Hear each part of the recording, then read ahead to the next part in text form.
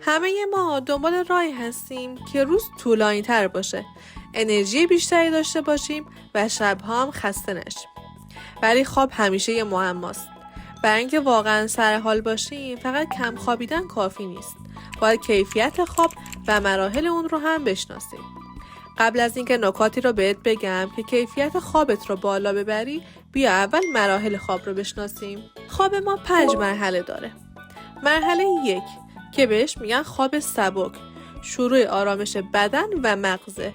این مرحله باعث کاهش هورمون‌های استرس مثل کورتیزول میشه و بدن آماده استراحت عمیق میشه.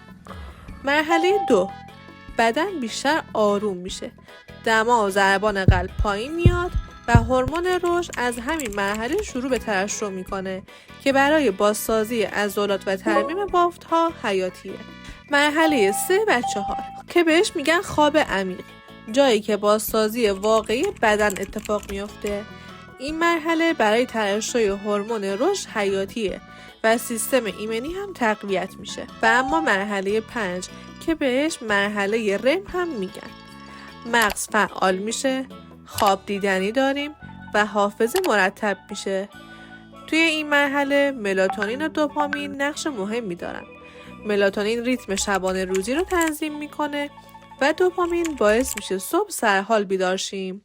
وقتی خواب پاره پاره باشه یا کیفیتش پایین بیاد، ترشح هورمون ها مختل میشه و کمبود خواب با خستگی، کاهش تمرکز و حتی افزایش وزن همراه میشه. اینجا 5 تا راهکار مهم بهت میدم که کیفیت خوابت رو بیشتر کنی، اما قبلش لایک یادت نره. شماره 1 کنترل محیط خواب. اولین قدم برای خواب با کیفیت محیطیه که توش میخوابی. تصور کن اتاق تاریک و خنک باشه و همه عوامل مزاحم حذف شدن. این ساده ترین کاریه که میتونه تأثیر خیلی بزرگی روی کیفیت خواب و سرحالی روزانه داشته باشه. تاریکی باعث افزایش ملاتونین میشه، هورمونی که ساعت بیولوژیکی بدن رو تنظیم میکنه و مغز و بدن رو آماده خواب عمیق میکنه.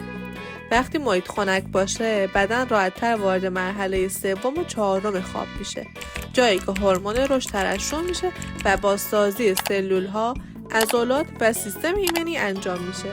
حالا اگه شب کمی کمتر بخوابی، با محیط مناسب باز هم انرژی و تمرکز روزانه حفظ میشه. پس اتاق رو تاریک کن، دما رو پایین نگه دار، حدود 18 تا 20 درجه سانتیگراد و مطمئن شو تختت راحت و آرامش بخش باشه. شماره 2 نگاه نکردن به گوشی و نور مصنوعی. دومین نکته مهم کنار گذاشتن گوشی و نور مصنوعیه. هر نور آبی که از صفحه گوشی، تبلت یا لپتاپ میاد به مغز سیگنال میده که هنوز روزه و نباید ملاتونین ترشح بشه.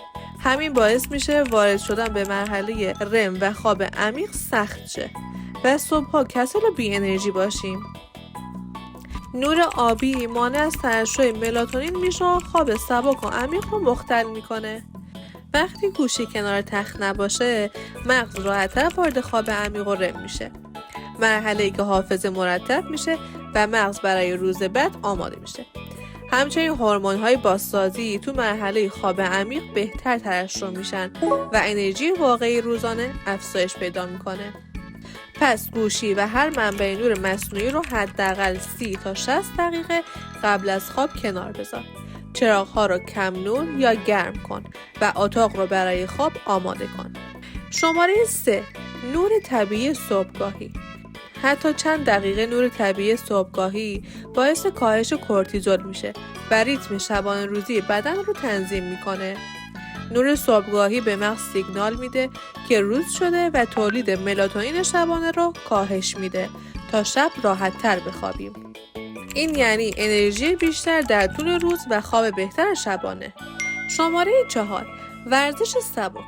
فعالیت بدنی سبک مثل پیاده روی یا حرکات کششی باعث افزایش اندورفین و آدرنالین در طول روز میشه که انرژی رو بالا میبره. همینطور ورزش باعث میشه بدن راحت‌تر وارد مرحله خواب عمیق بشه و هورمون رشد بهتر ترشح شه. وقتی بدن فعال باشه حتی با خواب کمتر احساس خستگی نمی کنیم و با سازی انرژی مؤثرتر انجام میشه. شماره 5. مصرف هوشمندانه کافئین. مصرف دیر هنگام کافئین باعث افزایش کورتیزول و کاهش ملاتونین شبانه میشه و وارد شدن به مرحله عمیق و رم خواب رو سخت میکنه. وقتی کافئین کنترل بشه خواب با کیفیت بهتر اتفاق میفته. پس یادت باشه کافئین فقط صبح و قبل از ظهر مصرف شه. راز اصلی اینه که فقط کم نخوابیدن کافی نیست. باید مراحل خواب، هورمون‌ها، کیفیت خواب رو هم درک کنیم و انرژی روزانه رو مدیریت کنیم. وقتی اینها رعایت بشه کمتر خوابیدن مساوی با خستگی نیست، بلکه سرحال‌تر شدن واقعی میشه. حالا که با این تکنیک آشنا شدی وقت عمله. از همین امروز محیط خوابت رو کنترل کن، گوشی رو کنار بذار، نور طبیعی بگیر، ورزش کن، کافئین رو هوشمندانه مصرف کن و هر روز این موارد رو امتحان کن و ببین چطور انرژی و سرحالیت افزایش پیدا میکنه. لایک و شیر یادت نره و بدون با عشق نظرت رو توی کامنت میخونم.